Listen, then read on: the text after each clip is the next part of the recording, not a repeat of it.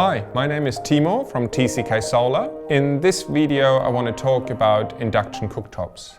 So on the journey for people to change from gas to electric, we are looking at the most common parts where gas is used. So gas, hot water is the most common one out there, and changing that to a heat pump is very easy, and we're offering solutions for that.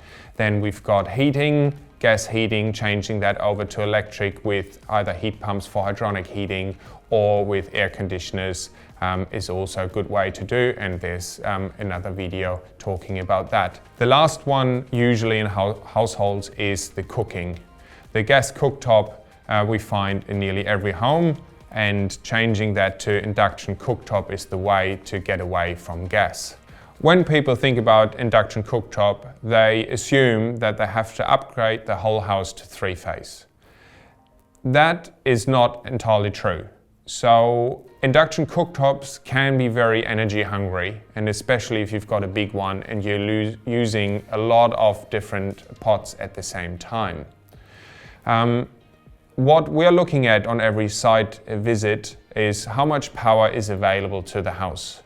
So a single phase connection usually gives you 15 kilowatts of power to your home through a single phase connection.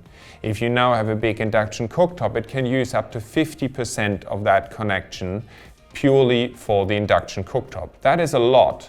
But if you're not having very energy hungry other appliances or fast AV chargers and things like that around, the capacity is more than enough to support an induction cooktop.